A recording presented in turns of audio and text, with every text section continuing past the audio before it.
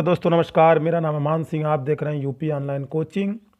App और portal 2020 में जो जारी किए गए गवर्नमेंट ऑफ इंडिया के द्वारा या विभिन्न संस्थानों के द्वारा, उसके बारे में मैंने कल आपको पिछला वीडियो दिया था। वो पार्ट 1 था, ये पार्ट 2 है। कल हमने क्वेश्चन नंबर 24 तक कवर किया था, मतलब 24 ऐप एंड पोर्टल के बारे में हमने कवर किया था। तो दोस्तों, अगर आपको हमारा काम पसंद आ रहा हो तो वीडियो को लाइक कर दीजिएगा, चैनल को सब्सक्राइब कर दीजिएगा और इसे शेयर भी कर दीजिएगा। और ना पसंद आ रहा हो तो कोई बात नहीं। चलिए बढ़ते हैं अगले प्रश्न की तरफ। आज का पहला और ऐप एंड पोर्टल 2020 का 25वां क्वेश्चन है ये। CEIR portal. CEIR पोर्टल के बारे में ये है क्या, बहुत इंपॉर्टेंट है दोस्तों, क्योंकि ये कई एग्जाम में आ चुका है। इधर कई एग्जाम में CEIR पोर्टल आ चुका है। CEIR का फुल फॉर्म होता है central equipment identity register. Central equipment identity register portal. Central equipment identity register portal इस पोर्टल का नाम है। This portal has been undertaken by the department of telecom, जिसे आप बोलते हो DOT, दूरसंचार। टेलीकॉम का मतलब होता है दूरसंचार, डिपार्टमेंट का मतलब होता है विभाग। दूरसंचार विभाग के द्वारा इस पोर्टल को ऑपरेट किया जा रहा है। इस पोर्टल को दूरसंचार विभाग के द्वारा ऑपरेट दोस्तों किया जा रहा है, डिपार्टमेंट ऑफ टेलीकॉम के द्वारा इस पोर्टल को। This web portal was first launch in Mumbai, मतलब पहली बार इस पोर्टल को लॉन्च किया गया था मुंबई को। अब ये पोर्टल है क्या, हमने हमेशा बताया किसी भी ऐप या पोर्टल में आपको दो बातों का ध्यान रखना है, कौन ऑपरेट कर रहा है या कौन लॉन्च किया है, और इसका वर्क क्या है, एम क्या है, इस पोर्टल को बनाने का एम क्या है। तो आप देखते हैं एम के बारे में। इसका एम क्या है, इसका एम है दोस्तों, ये पोर्टल आपको ये बताएगा कि अगर आपका मोबाइल फ़ोन चोरी हो जाता है तो आप आसानी से अपना नंबर ब्लॉक करवा पाएंगे और ट्रेस भी करवा पाएंगे। ये सबसे पहली बार मुंबई में लॉन्च हुआ था, लेकिन बाद में दूसरी जगह भी इसे लॉन्च कर दिया गया, जैसे दिल्ली और कई जगहों पर CEIR पोर्टल लॉन्च हो चुका है। ये पोर्टल बेसिकली मोबाइल फ़ोन की चोरी को रोकने के लिए बनाया गया है। उम्मीद करता हूं आपको समझ में आ गया होगा। बढ़ते हैं नेक्स्ट क्वेश्चन की तरफ। आज का दूसरा और टोटल ऐप एंड पोर्टल 2020 का ये 26वां पोर्टल है। ई गैजेट पोर्टल है ये। ई गैजेट पोर्टल इसको लॉन्च किया उड़ीसा की सरकार ने। इसे किसने लॉन्च किया, उड़ीसा की गवर्नमेंट ने। अब किसने लॉन्च किया, पहला काम हम देखते हैं। दूसरा एम क्या है, इसको बनाने के पीछे का एम क्या है। तो एम दोस्तों इसका ये है, पहले आपने देखा होगा कि आप अपने डॉक्यूमेंट दस्तावेज पर आप उन पे गजेटेड ऑफिसर के साइन करवाते थे। आप हमेशा अपने डॉक्यूमेंट पे को वेरीफाई करवाने के लिए किसी न किसी गजेटेड ऑफिसर से साइन करवाते रहे होंगे या करवाते होंगे अभी भी कहीं कहीं। तो इस पोर्टल को उड़ीसा की सरकार ने जारी किया है। इस पे जो भी गजेट नोटिफिकेशन है नागरिकों को वो मिल जाएगी, लोगों को ऑफिस के चक्कर नहीं लगाने पड़ेंगे। मतलब समझ में आ गया होगा। और गजेट पब्लिकेशन का जो प्रोसेस है वो पेपरलेस और एरर फ्री हो जाएगा। एरर फ्री मतलब त्रुटि मुक्त हो जाएगा इससे। उम्मीद करता हूं इसके बारे में आपको समझ में आ गया होगा। बढ़ते हैं नेक्स्ट क्वेश्चन की तरफ। अगला क्वेश्चन है, अगला पोर्टल है दोस्तों आई स्टेम पोर्टल। आई स्टेम पोर्टल। पहले आई स्टेम का फुल फॉर्म देखते हैं। आई स्टेम का फुल फॉर्म होता है आई से इंडियन, एस से साइंस, इंडियन साइंस, टी से टेक्नोलॉजी, ई से इंजीनियरिंग और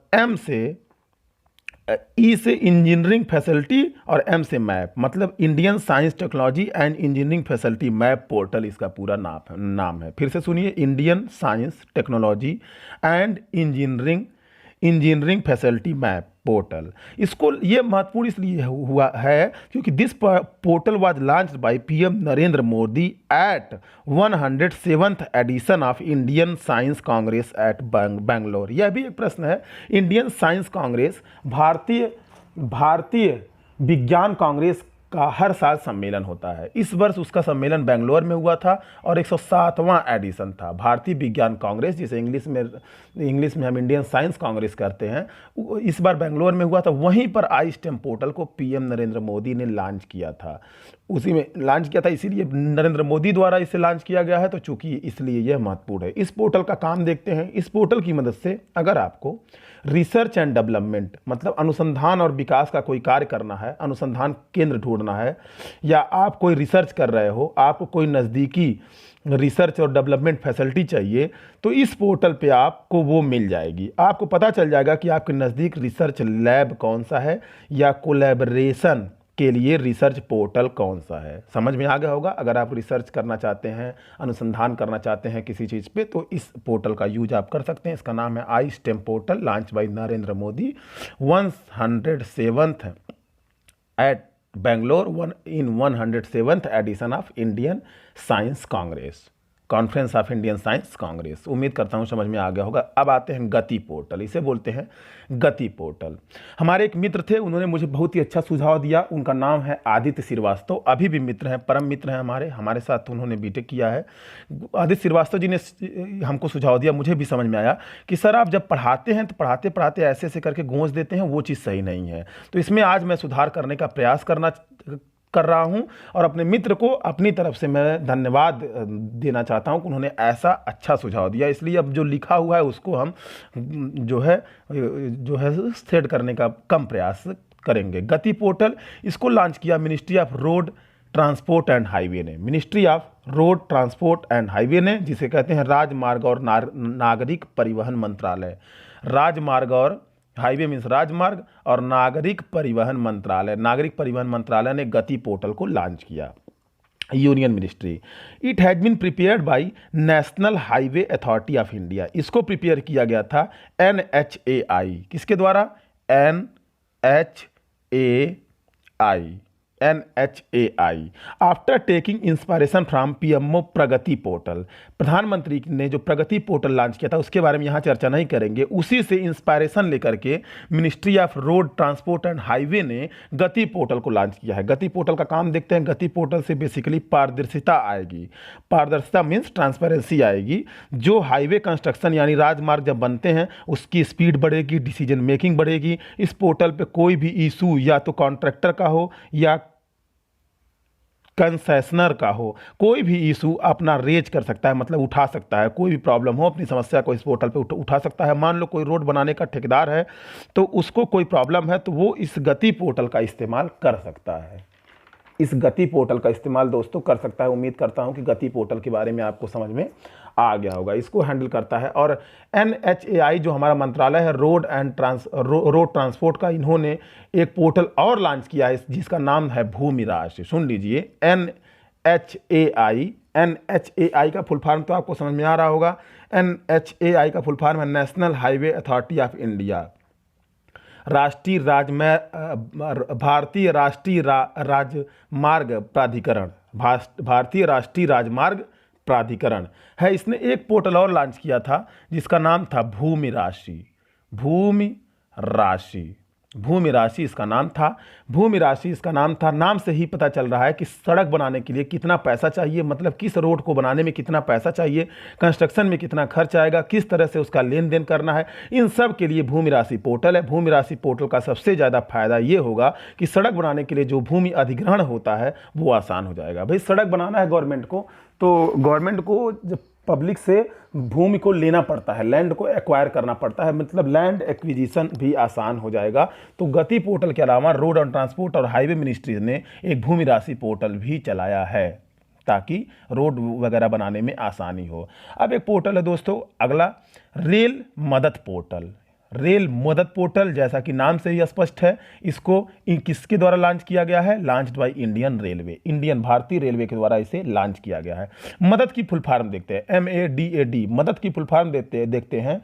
तो मदद की फुल फॉर्म है दोस्तों रेल मदद की टोटल फुल फॉर्म देखेंगे हम। रेल मदद, rail mobile application for desired assistance during travel.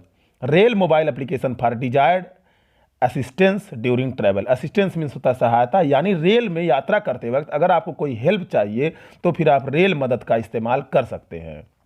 Mobile application है फॉर किसके लिए? डिजायर असिस्टेंस ड्यूरिंग ट्रैवल, यात्रा के दौरान इच्छा जैसी अनिवार्य सेवाएं आपको लेनी है, सहायता लेनी है, इसके लिए इस पोर्टल का आप यूज कर सकते हैं। यानी यात्रियों की शिकायतों का निवारण करने के लिए लॉन्च किया गया है ये portal.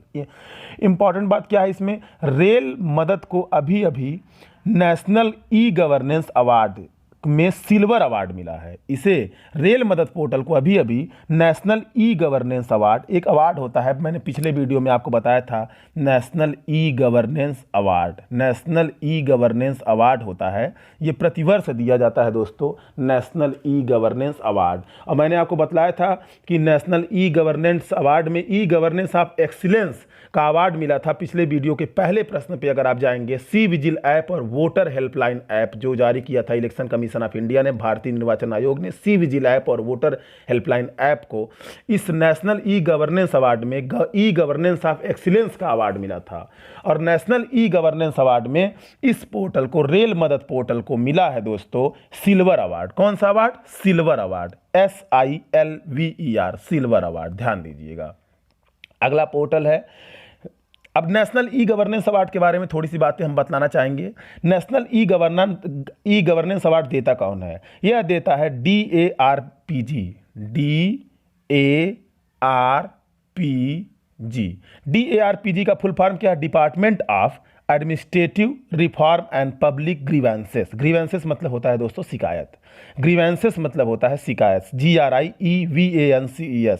Department of administrative reform and public grievances, public की जो शिकायतें हैं उसको जो है गवर्न करता है ये, और department of administrative reform and public grievances, तो यही डिपार्टमेंट इस अवार्ड को देता है, नेशनल ई गवर्नेंस अवार्ड को। बढ़ते हैं नेक्स्ट क्वेश्चन की तरफ।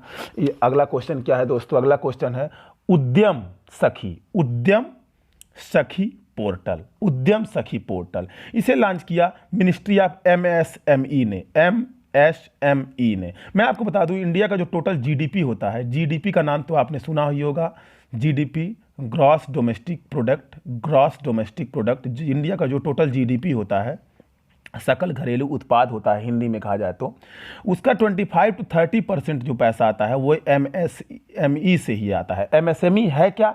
माइक्रो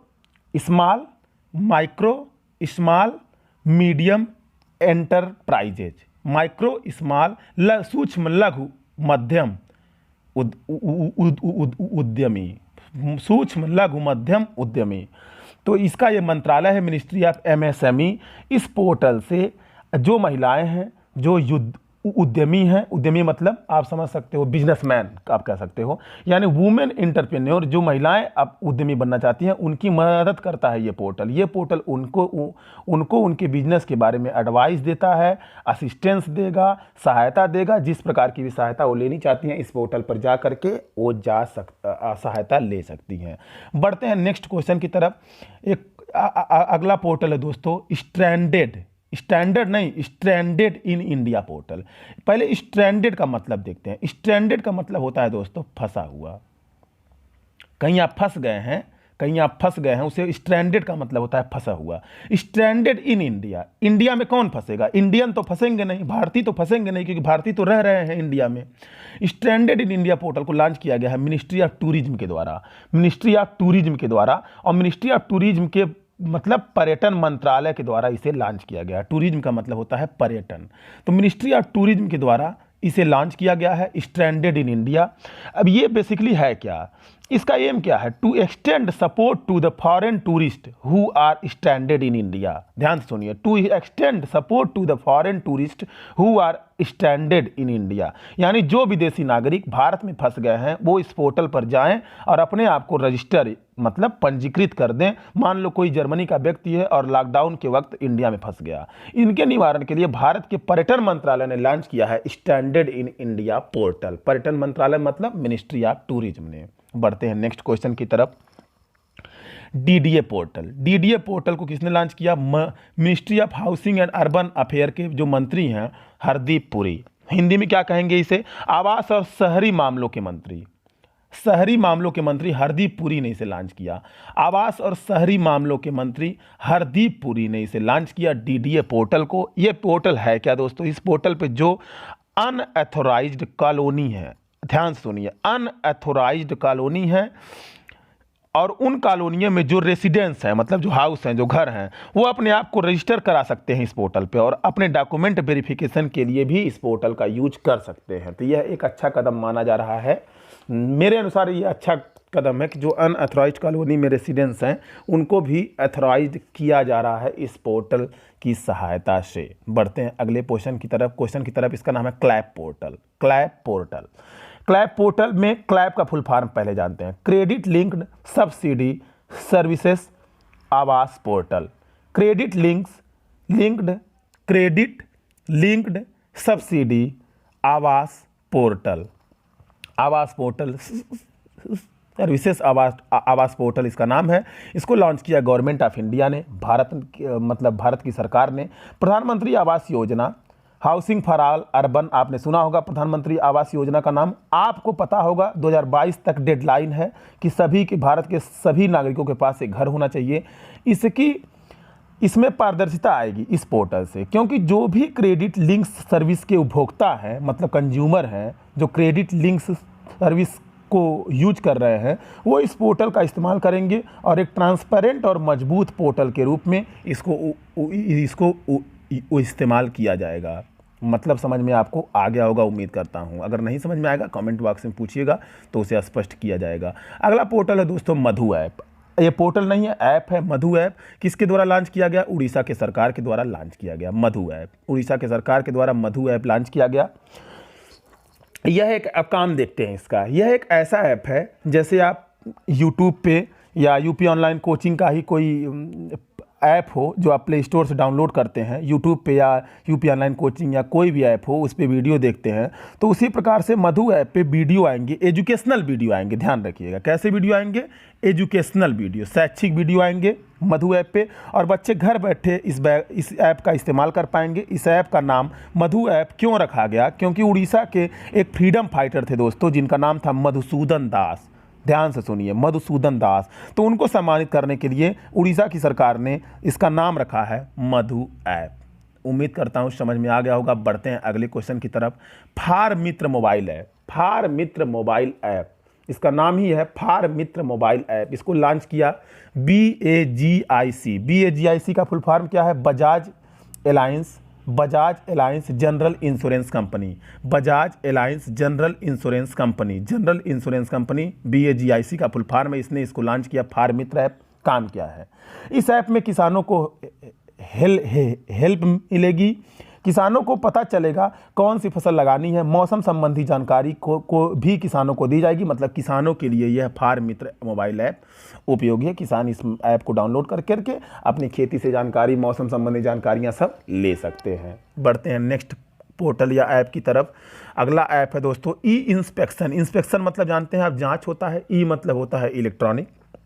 ई इंस्पेक्शन ऐप, इसको किसने लॉन्च किया? सेंट्रल पोल्यूशन कंट्रोल बोर्ड, केंद्रीय प्रदूषण नियंत्रण बोर्ड। हिंदी में कहेंगे केंद्रीय प्रदूषण नियंत्रण बोर्ड। ठीक है, इसको लॉन्च किया। काम क्या है? काम देखते हैं इसका। एम, इस ऐप को बनाने के पीछे एम क्या था? एम था दोस्तों इस ऐप की मदद से किसी फैक्ट्री में इंस्पेक्शन करने जाना है। फैक्ट्री में इंस्पेक्शन करने कौन जाएगा? केंद्रीय प्रदूषण नियंत्रण बोर्ड का कोई अधिकारी होगा, वही जाएगा। के लिए जाना है कि ये फैक्ट्री या इंडस्ट्री है कि नहीं है, और वो फैक्ट्री या इंडस्ट्री कितना प्रदूषण कर रही है। तो वही बैठे बैठे उनको पर्सनल विजिट नहीं करनी पड़ेगी। वहीं बैठे बैठे ऐप की मदद से वो इस इंडस्ट्री की छानबीन कर पाएंगे और ये बता पाएंगे कि सेंट्रल पोल्यूशन या फिर मतलब उस इंडस्ट्री से कितना पोल्यूशन है, पोल्यूशन का लेवल कितना है। और ये काम कौन करेगा? सेंट्रल पोल्यूशन कंट्रोल बोर्ड का कोई न कोई अधिकारी ये काम करता है। बढ़ते हैं अगले ऐप या पोर्टल की तरफ। इसका नाम है एमपी मीन्स मध्य प्रदेश। ई कॉप ऐप मध्य प्रदेश ई कॉप ऐप, इसको जारी किया मध्य प्रदेश की पुलिस ने। ये महिलाओं की सुरक्षा के लिए किया गया है। इसमें लड़कियां सिर्फ एक बटन दबा देंगी, वो दबा सकती हैं, उसमें बटन रहेगा इस ऐप में। वहां पर पुलिस पहुंच जाएगी। कोई भी समस्या उनको आती है, एनी प्रॉब्लम अगर उनके सामने आती है तो वो इस ऐप का इस्तेमाल कर सकती हैं। ये एमपी की पुलिस ने इसको लॉन्च किया है। बढ़ते हैं अगले क्वेश्चन की तरफ। ऑडिबल सुनो ऐप, इसको लॉन्च किया अमेजन ने। अमेजन का नाम आपने सुना होगा, अमेजन कंपनी है एक। अमेजन, फ्लिपकार्ट का नाम सुना होगा। आप लोग ऑनलाइन शॉपिंग करते हैं अमेजन पे, नहीं सुने हैं तो जान लीजिए। इस ऐप को बनाने का एम क्या है? इस ऐप से बहुत सारा म्यूजिक आप सुन सकते हैं। म्यूजिक के लिए अमेजन ने एक स्पेशल ऐप बनाया जिसका नाम है ऑडिबल सुनो ऐप। बढ़ते हैं नेक्स्ट क्वेश्चन की तरफ। अगला ऐप है दोस्तों food donation in India app. Food donation in India app. Food donation means दान करना, इन इंडिया मीन्स भारत में, इसके लिए ऐप बनाया गया है। इसको बनाया किसने है? नेस्कॉम और FSSAI ने। नेस्कॉम और FSSAI ने इसको मिल करके बनाया और लॉन्च किया, बनाया भी और लॉन्च किया इसको। नेस्कॉम का फुल फॉर्म क्या है? नेस्कॉम का फुल फॉर्म है दोस्तों national association of software and services, COM से company. National association of software and services company. National association of software and services company है, भारत की राष्ट्रीय कंपनी है national association of software and services company. Software और बनाने वाली और service देने वाली कंपनी है। इस ऐप से काम क्या है इस ऐप का, इसको जानते हैं। इस ऐप से अगर आप गरीबों को खाना खिलाना चाहते हैं तो इस ऐप से आप खाना दान कर सकते हैं। डोनेशन मीन्स क्या होता है? दान। बढ़ते हैं नेक्स्ट क्वेश्चन की तरफ। इस क्वेश्चन का नाम है ई गन्ना ऐप। ई गन्ना ऐप, आप जानते हैं गन्ना के उत्पादन के मामले में भारत में कौन सा राज्य प्रथम स्थान रखता है? वो अपना उत्तर प्रदेश। अपना उत्तर प्रदेश। उत्तर प्रदेश। तो इसको लॉन्च किया उत्तर प्रदेश की गवर्नमेंट ने। किसने लॉन्च किया? उत्तर प्रदेश की गवर्नमेंट ने इसको लॉन्च किया। गन्ने के उत्पादन में उत्तर प्रदेश नंबर 1 है, ये आपको पता है। ये ऐप किसानों को गन्ने का उचित दाम दिलवाएगा। किसानों को ये ऐप ये बताएगा नज़दीकी मंडी कौन सी है, और किसान इस ऐप पे जाकर अपने आप को रजिस्टर कर सकते हैं, मतलब पंजीकृत कर सकते हैं। किसानों को केन सप्लाई स्लिप भी इसी ऐप पर इशू की जाएगी। इस तरह से जो गन्ने की मिल है वो सारी ऑनलाइन आ गई हैं। कहने का मतलब यह है जो गन्ने की जितनी भी मिलें हैं वो सारी ऑनलाइन आ गई हैं इस ऐप की मदद से। इस ऐप का नाम है ई गन्ना ऐप। उत्तर प्रदेश सरकार ने इसे लॉन्च किया है। अगला ऐप है दोस्तों, अगला ऐप है आपका शिशु सुरक्षा ऐप। शिशु सुरक्षा ऐप, ध्यान से सुनिए, शिशु सुरक्षा ऐप। शिशु का मतलब जानते ही हैं, कोई नन्हा मुन्ना बच्चा जो अभी जस्ट पैदा हुआ हो, 6 महीने 1 साल 2 साल का हो, उसे हम शिशु कहते हैं। तो इसको लॉन्च किया Assam state commission for protection of child right. Hindi में कहेंगे असम का बाल अधिकार रक्षा आयोग। असम का बाल अधिकार रक्षा आयोग, इसे लॉन्च किया असम का आयोग। कमीशन मीन्स आयोग, प्रोटेक्शन मीन्स उसका जो है रक्षा करना, चाइल्ड राइट मीन्स बाल अधिकार। तो असम के बाल अधिकार रक्षा आयोग ने इसको लॉन्च किया, शिशु सुरक्षा ऐप। असम सरकार ने बच्चों के अधिकारों को बचाने के लिए इस ऐप को लॉन्च किया है। असम राज्य का जो बाल अधिकार रक्षा आयोग है उन्होंने इसे लॉन्च किया, ये तो बतला चुका आपको। अगर किसी बच्चे के खिलाफ कोई भी अपराध हो रहा है तो आप या वो बच्चा खुद इस ऐप पे तुरंत रिपोर्ट कर सकते हैं, कार्रवाई तुरंत की जाएगी। बढ़ते हैं अगले ऐप या पोर्टल की तरफ। इसका नाम है दोस्तों पढ़ाई तुम्हार द्वार। पढ़ाई तुम्हार द्वार, इसको हमने पहले भी बताया था। यह लॉन्च किया गया है छत्तीसगढ़ सरकार के द्वारा, लॉन्च किया गया है छत्तीसगढ़ सरकार के द्वारा। और पढ़ाई तुम्हार द्वार ये लॉकडाउन में पढ़ाई की समस्या ना रुके इसके लिए इस ऐप को लॉन्च किया गया है। Education at your door step portal इसका नाम है। Education at your door step portal मतलब अगर शुद्ध कहा जाए तो पढ़ाई आपके द्वार। अगर शुद्ध रूप से कहा जाए तो पढ़ाई आपके द्वार। अगर शुद्ध रूप से कहा जाए तो पढ़ाई आपके द्वार। शुद्ध रूप से कहा जाए तो पढ़ाई आपके द्वार। छत्तीसगढ़ गवर्नमेंट ने इसको, अगर किसी बच्चे मतलब लॉकडाउन के समय में बच्चों को क्लासेस रुकनी नहीं चाहिए बच्चों की, तो इस पोर्टल पे क्लासेस चलती रहेंगी कक्षा 1 से लेकर 10 तक। बाद में इसका विस्तार कक्षा 12 तक कर दिया जाएगा। बढ़ते हैं अगले ऐप या पोर्टल की तरफ। इसका प्लेटफॉर्म है दोस्तों एक IGOT e learning platform. IGOT e learning platform, इस प्लेटफॉर्म का नाम है। इसे लॉन्च किया department of personnel and training ने। Department of personnel and training ने इसे लॉन्च किया IGOT ई लर्निंग प्लेटफॉर्म। इसका काम क्या है, अब काम देखते हैं। Department of personnel and training ने ये प्लेटफॉर्म शुरू किया है। इसमें जो भी हेल्थ केयर वर्कर हैं, हेल्थ केयर वर्कर मतलब स्वास्थ्यकर्मी है, यानी कोरोना वायरस से लड़ने के लिए जो स्वास्थ्य अधिकारी हैं उनको इस प्लेटफॉर्म पर ट्रेनिंग दी जा रही है। और इसमें कई तरह से के कोर्स हैं कोरोना वायरस से संबंधित, कई प्रकार के कोर्स हैं। जब आप ट्रेनिंग लेंगे, मैंने तो ट्रेनिंग ली नहीं है इसलिए मुझे नहीं पता है कि वो कोर्स कौन कौन सा है।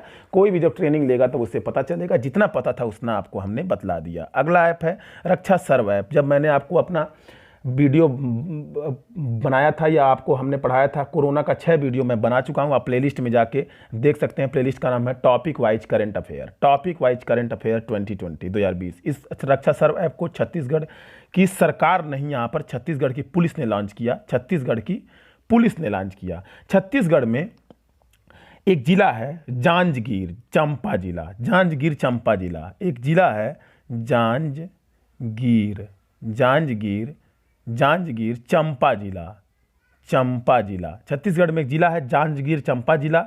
वहाँ की पुलिस ने इस मोबाइल ऐप को लॉन्च किया। इसमें क्या है कि पुलिस नज़र रखेगी कि आप लॉकडाउन के नियमों का उल्लंघन तो नहीं कर रहे हैं, रक्षा सर्व ऐप की सहायता से।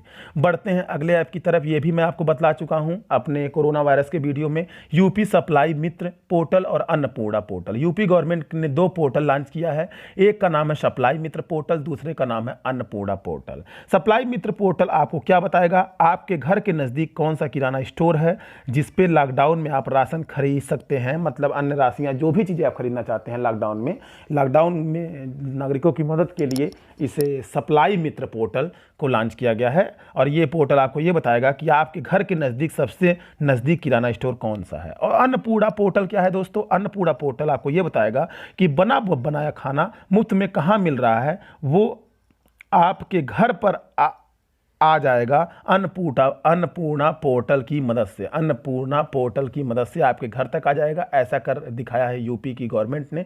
और यूपी की गवर्नमेंट की कई योजनाएं हैं कोरोना वायरस में, जैसे टीम 11 यूपी गवर्नमेंट की है, टीम 11 कोरोना वायरस से लड़ने के लिए। और यूपी की सरकार ने पुल टेस्टिंग शुरू करने वाला भारत का प्रथम राज्य यूपी सरकार, मतलब यूपी गवर्नमेंट है पुल टेस्टिंग शुरू करने वाला। ऐसे कई चीज़ें मैं आपको बता चुका हूं। तो यूपी के 2 पोर्टल आप जान लीजिए, सप्लाई मित्र पोर्टल और अन्नपूर्णा पोर्टल। सप्लाई मित्र पोर्टल और अन्नपूर्णा पोर्टल। और रसोई कहाँ पे है, किचन कहाँ पे है नज़दीकी, जहाँ पे मुफ्त में खाना मिल रहा है। सरकार कई जगहों पे काफ़ी मदद कर रही है यूपी में। उसका प्रतिभागी मैं रह चुका हूँ, मुझे उसका लाभ मिल चुका है जब मैं इलाहाबाद से संत कबीर नगर आ रहा था दोस्तों।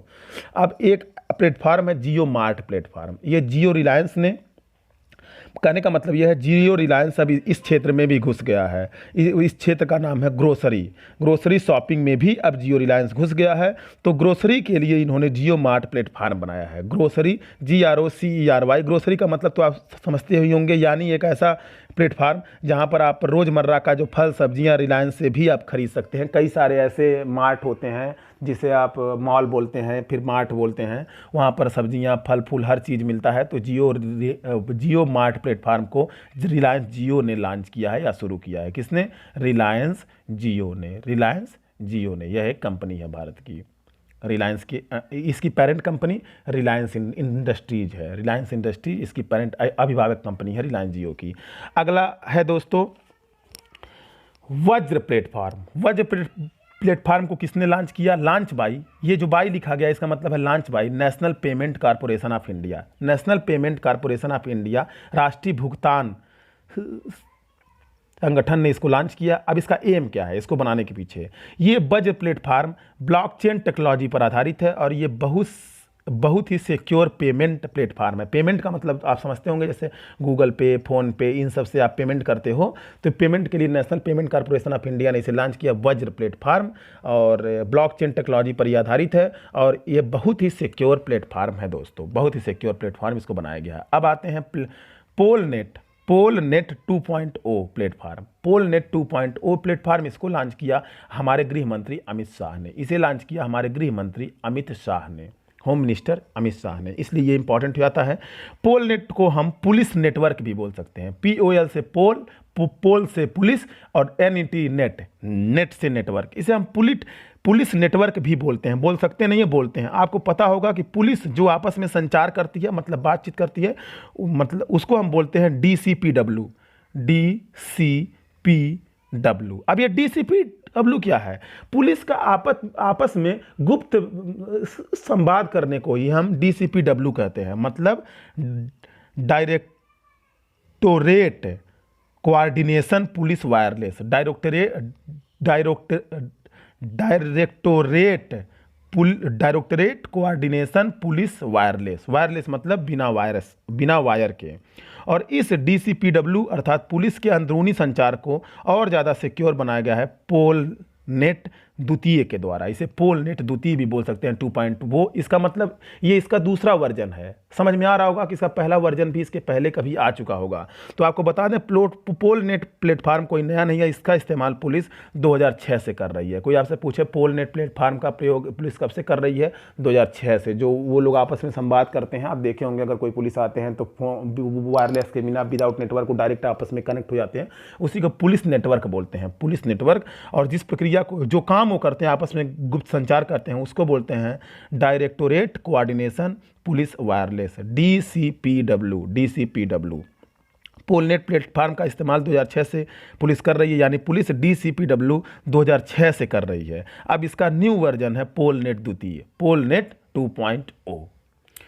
कोविड एक्शन प्लेटफार्म को लॉन्च किया है, किसने बनाया है? वर्ल्ड इकोनॉमिक फोरम ने, विश्व आर्थिक मंच ने। कोविड एक्शन प्लेटफार्म को वर्ल्ड इकोनॉमिक फोरम ने, जिसका मुख्यालय स्विट्जरलैंड में है। वार्षिक बैठक इसकी दावोस में होती है, स्विट्जरलैंड के दावोस में होती है। इस वर्ष भी हुई और वहीं पर क्रिस्टल अवार्ड दिया गया इस बार दीपिका पादुकोण को। हर वर्ष बैठक होती है वर्ल्ड इकोनॉमिक फोरम की, विश्व आर्थिक मंच इसे बोलते हैं। इसको लॉन्च किया वर्ल्ड इकोनॉमिक फोरम ने। लेकिन ये इंपॉर्टेंट जो चीज़ है इसको आपको बता दें, इसको WEF वर्ल्ड इकोनॉमिक फोरम ने बनाया है WHO को सपोर्ट करने के लिए। इसे WHO की हेल्प से ही बनाया गया है, बट बनाया है वर्ल्ड इकोनॉमिक फोरम ने। मतलब वर्ल्ड हेल्थ ऑर्गेनाइजेशन, विश्व स्वास्थ्य संगठन की सहायता से ही विश्व आर्थिक मंच ने कोविड एक्शन प्लेटफार्म को तैयार किया है। किसके लिए? वो विश्व स्वास्थ्य संगठन की मदद के लिए। लेकिन इस प्लेटफार्म को बनाया है विश्व आर्थिक मंच ने। विश्व आर्थिक मंच ने विश्व स्वास्थ्य संगठन की मदद करने के लिए इस महामारी के दौर में इस प्लेटफार्म को तैयार किया है। समझ में आ गया होगा। बढ़ते हैं अगले क्वेश्चन की तरफ। भारत इंस्टा पे ऐप, इसको बनाया है दोस्तों BSNL ने, भारत संचार निगम लिमिटेड। BSNL का फुल फॉर्म होता है, किसके साथ मिल करके? इसको बनाया है BSNL ने SBI, state bank of India, state bank का, भारतीय स्टेट बैंक से मिल करके BSNL ने इसे बनाया। BSNL का फुल फॉर्म आपको पता होगा, भारत संचार निगम लिमिटेड। कमेंट में आप बताइए MTNL का फुल फॉर्म क्या होता है? MTNL का फुल फॉर्म क्या होता है? MTNL। इसे BSNL ने SBI के साथ मिलकर तैयार किया, ये तो मैं आपको बतला चुका हूँ। ये UPI बेस्ड पेमेंट प्लेटफॉर्म है। UPI का मतलब अगर आप किसी को पता हो तो वो कमेंट में बतलाए, मैं जानना चाहता हूँ। अगर नहीं आप बताते हैं तो पूछिए, UPI का फुल फॉर्म आपको बतला देंगे। ठीक है। ये UPI बेस्ड पेमेंट प्लेटफॉर्म है जिसका नाम है भारत इंस्टा पे। इसका नाम है भारत इंस्टा पे। जैसे आप फोन पे यूज करते हो, भारत पे यूज करते हो, गूगल पे यूज करते हो, पेटीएम यूज करते हो, भीम ऐप यूज करते थे पेमेंट करने के लिए, उसी प्रकार से है भारत इंस्टा पे। इसे BSNL ने SBI के साथ मिलकर बनाया है। बढ़ते हैं अगले क्वेश्चन की तरफ और आज के लास्ट क्वेश्चन की तरफ दोस्तों। इसका नाम है EB क्रे